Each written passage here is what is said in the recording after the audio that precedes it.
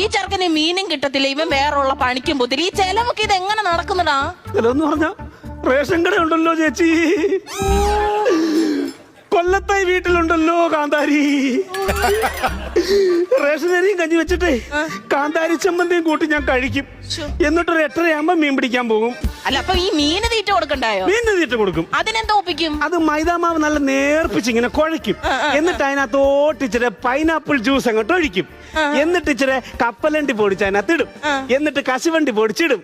എന്നിട്ട് ഇച്ചിരി നൂഡിൽസിന്റെ മസാലയും കൂട്ടി ഇങ്ങനെ അങ്ങോട്ട് ഞെവടിയിട്ട് ചെറിയ ചെറിയ ഉണ്ടകളാക്കിയിട്ട് ഇതിനകത്ത് ഒരു മീനിന് കൊടുക്കുന്നു. എടാ എന്തിനാ, എന്നാ പിന്നെ അത് നിനക്ക് തിന്നോളായോ? അയ്യോ, അത് പറ്റത്തില്ല. മീനിന് ഇത് കൊടുത്തില്ല, ഭയങ്കര വിഷയം വന്നു. മീൻ വഴക്കുണ്ടാക്കും നിന്നോട്? പിന്നെ ഇല്ലയോ, എന്റെ പൊന്നി ചേച്ചി കഴിഞ്ഞ ദിവസം തീറ്റ ഇല്ലാഞ്ഞിട്ട് ഞാൻ തിട്ടേന്ന് ഈ കൽത്തിട്ടയില്ലേ അതിനകത്തുനിന്ന് ഒരു മണ്ണിനെ കുഴിച്ചെടുത്ത് ഈ ചൂണ്ടയെ കൊളുത്തി ആറ്റിൽ ഇങ്ങനെ ഇരുന്നു. ഇച്ചിരി കഴിഞ്ഞപ്പോ ഒരു ആറ്റുവാള പൊങ്ങി വന്ന് എന്നോട് പറയുവാ, കൊണ്ടുപോ